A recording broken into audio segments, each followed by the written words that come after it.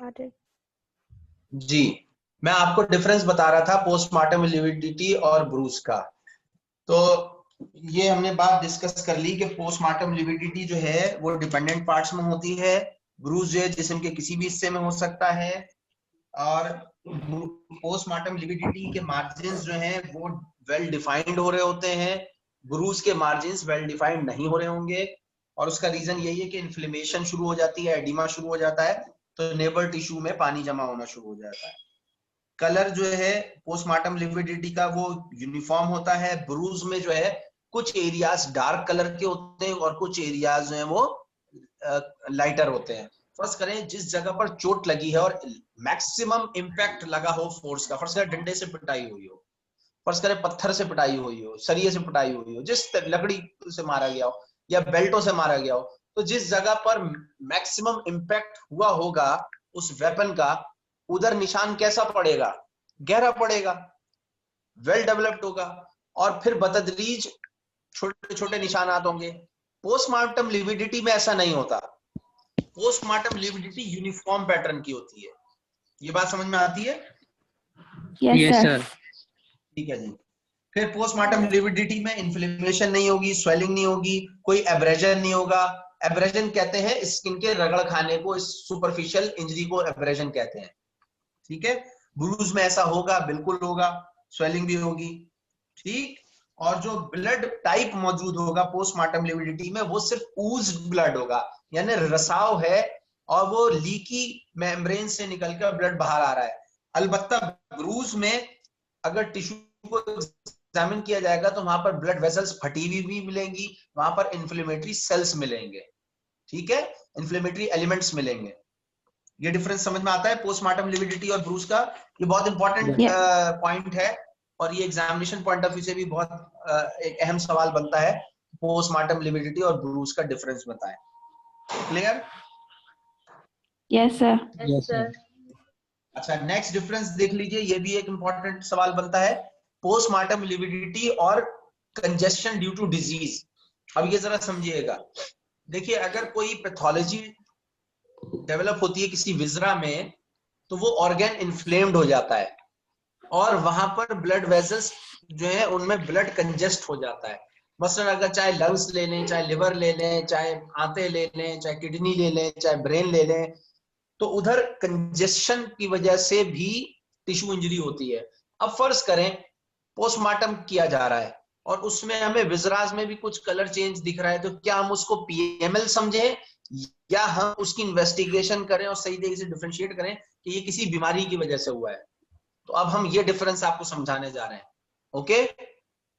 Okay. पहला difference, okay postmortem lividity जो है वो irregular and on dependent parts only, जहां पर ग्रेविटी एक्ट कर रही है वहां पोस्टमार्टम लिविडिटी डेवलप होने के चांसेस होते हैं। लेकिन कंजेशन ड्यू टू डिजीज में क्या है, वो ऑर्गन जो के बीमार था वहां पर होगा सिर्फ। मसलन अगर लंग्स बीमार है तो लंग्स में ही कंजेशन होगा, किसी और जगह पर नहीं होगा। ठीक, अगर लिवर सिरोसिस का शिकार हो गया और उससे मौत बात हुई है तो लिवर के अंदर कंजेशन मिलेगा। ब्रेन कंजेशन भी होता है, ठीक है, स्ट्रोक हो जाता है ना, स्ट्रोक, इंट्राक्रैनियल हैमरेज जिससे हाई बीपी हुआ, फट गई, यस सर, तो उधर भी कंजेशन हो जाता है। तो वहां जो ब्लड की पूलिंग हुई हुई है उसको हम पीएमएल तो नहीं कह सकते। ठीक है, फिर पोस्टमार्टम लिविडिटी की जो अपीयरेंस है वो नॉर्मल होगी, लेकिन इधर पैथोलॉजिकल चेंजेस भी होंगी उस ऑर्गन में। मसलन सिरोसिस है तो वहां नोड्यूल्स बने हुए होंगे। सिरोसिस ऑफ लिवर पढ़ा है अभी आपने पैथोलॉजी में कहीं? Cirrhosis Yes, topic sir. पढ़ा है? मेडिसिन में पढ़ा। मेडिसिन Yes, में पढ़ा है sir. ना? बेसिकली उसमें क्या होता है, लिवर में नोड्स बन जाते हैं, cirrhotic sir. Lymph cirrhotic nodes बन जाते हैं। ठीक है, तो ये चेंजेस मिलेंगी। एक्सुडेट, एक्सुडेट किसे कहते हैं? सर एडिमा को कहते हैं जिसमें पस नहीं होती। शाबाश, सर, बहुत अच्छे, बहुत अच्छे। ये किसने जवाब दिया भाई? माही। ओ माहिन, गुड, बहुत अच्छे, शाबाश। तो एक्सुडेट पीएमएल में होगा?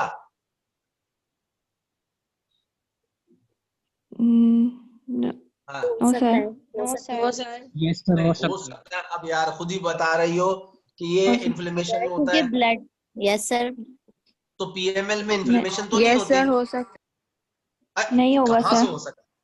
या नहीं अल्लाह, होगा नहीं सर, होगा नहीं हो कॉमन सकता। सेंस की बात करो। नहीं हो सकता। पीएमएल नहीं होगा सर। नहीं है।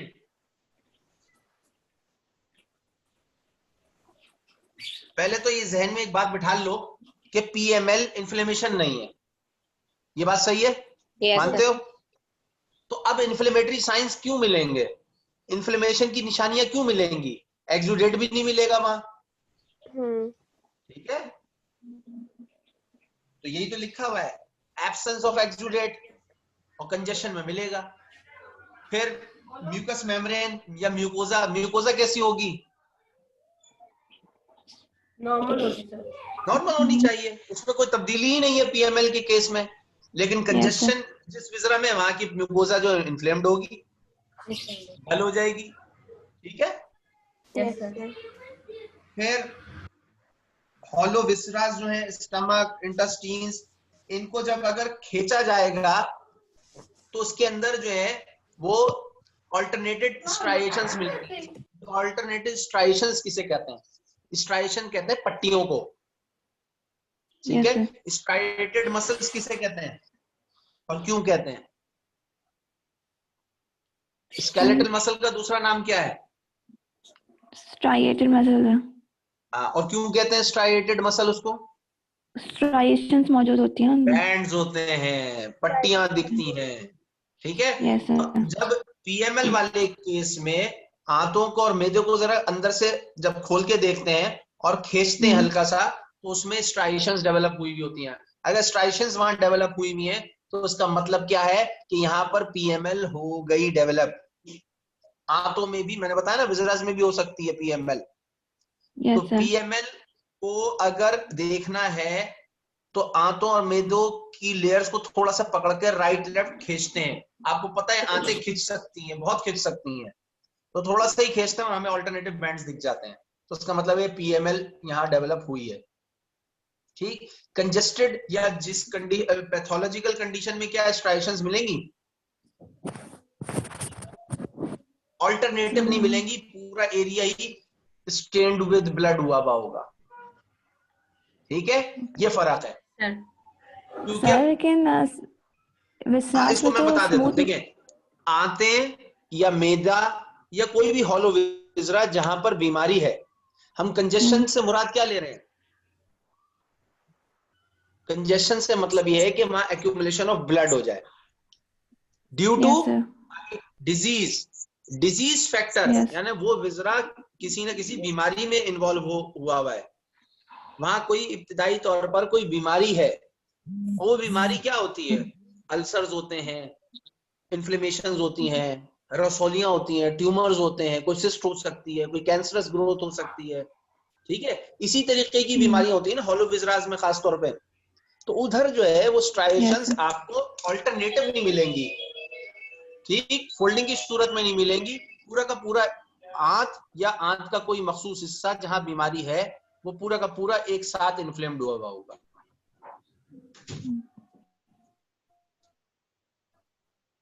क्लियर होती है बात? ये आखिरी पॉइंट था। Yes, sir. पोस्टमार्टम लिविडिटी में बीमारी नहीं है। पोस्टमार्टम लिविडिटी जो है वो ग्रेविटी को फॉलो कर रही है, ये बात जहन में रखनी है। इंजरी नहीं है, इन्फ्लेमेशन नहीं है, कोई बीमारी नहीं है पीएमएल में। अगर ये बात जहन में रहेगी तो आप ब्रूस को भी डिफरेंशिएट कर लोगे, आप कंजेशन ड्यू टू डिजीज को भी डिफरेंशिएट कर लोगे। ठीक है यस सर। जी, यहां तक कोई सवाल, कोई query? No sir. Sir mind समझ में में एक आ गया? सवाल आया है हाँ, पूछे पूछे, नाम बताएं। सर वो ये कि जैसे अगर किसी जो है वो कौन पूछ रहा पर्सन है? का नाम बताया करो। तुम बोल। कौन? जोर से बोलो। सवाल पूछने से पहले नाम बताइए जरूर जी।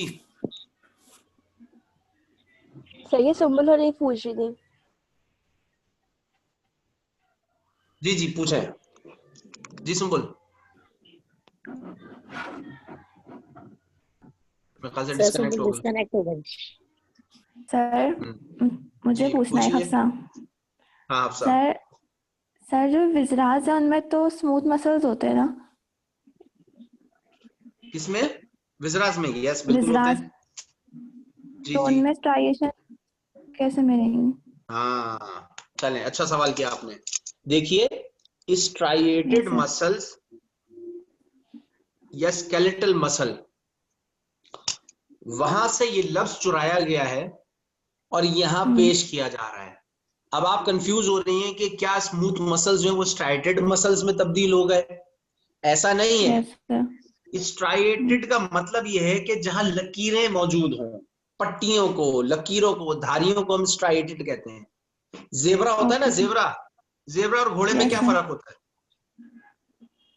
स्ट्राइएशंस का ही होता है। स्ट्राइएशन होती है ना।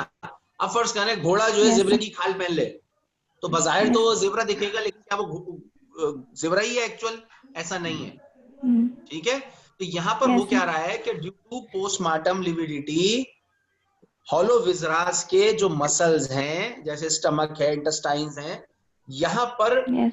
कूलिंग हो रही है ब्लड की सर्टेन एरियाज में, जो कि ग्रेविटी को फॉलो करते हैं, नंबर 1।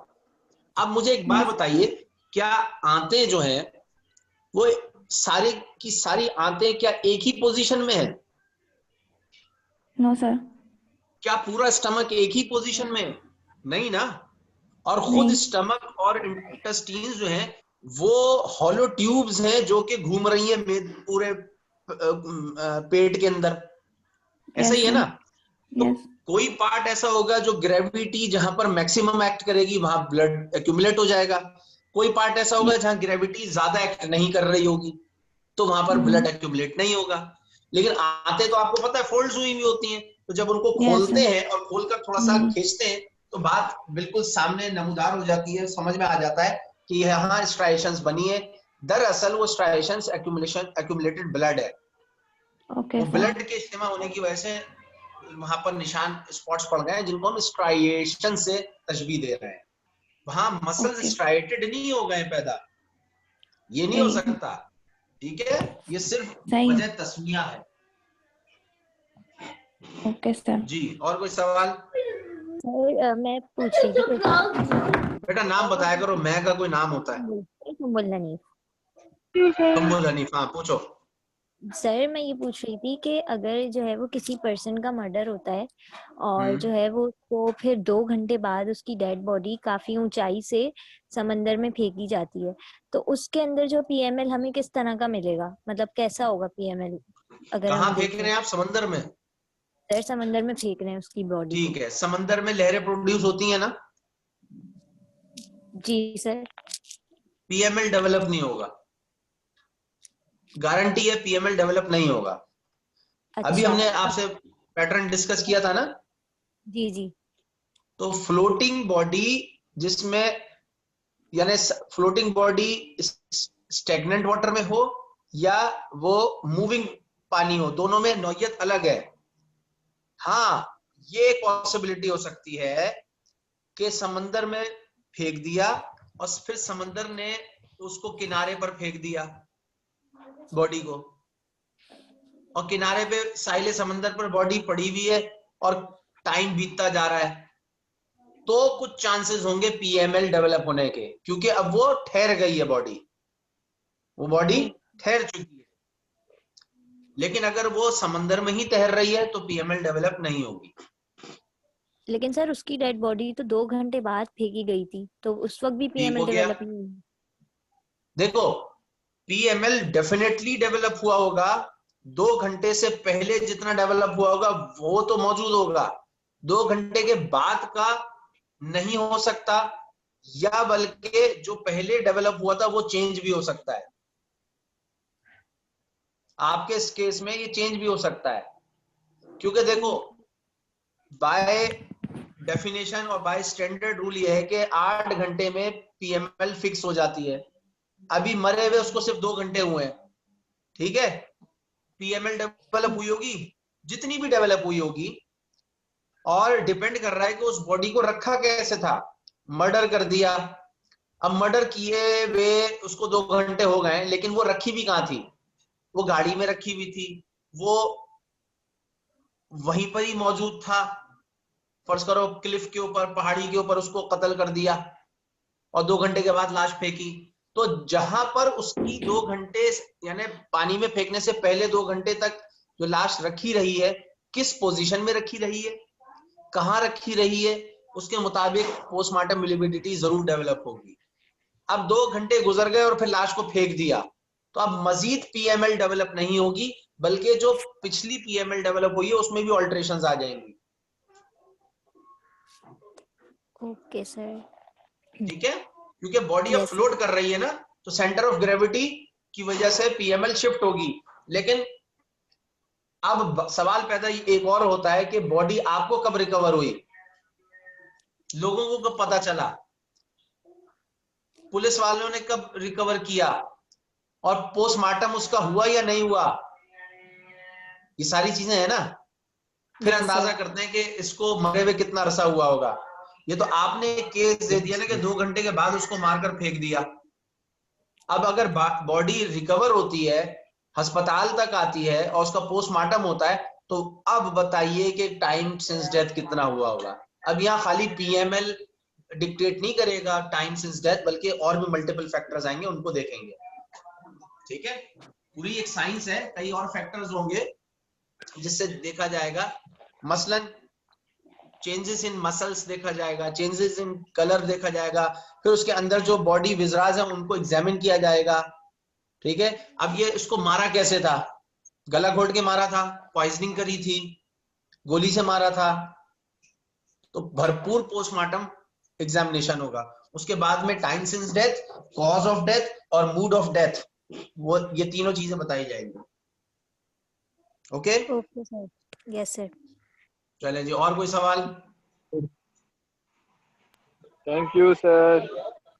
चले जी, ओके बेटा, यहाँ तक Okay, हमने sir, आपको thank you. Postmortem lividity Yes, कर दिया है, sir. और ये बहुत इंपॉर्टेंट टॉपिक है, इसको पढ़िएगा। ठीक है, अच्छे तरीके से पढ़िए, Okay, sir. और फिर कल इंशाल्लाह ताला चेंजेस इन मसल्स पढ़ेंगे। इंशाल्लाह। ठीक है, और थोड़ा Okay, पढ़ sir. कर भी आइएगा। Okay, sir. Yes, sir. ये मुझे रिकॉर्डिंग भेजिए। हाँ। Okay, Allah Hafiz. Yes, sir.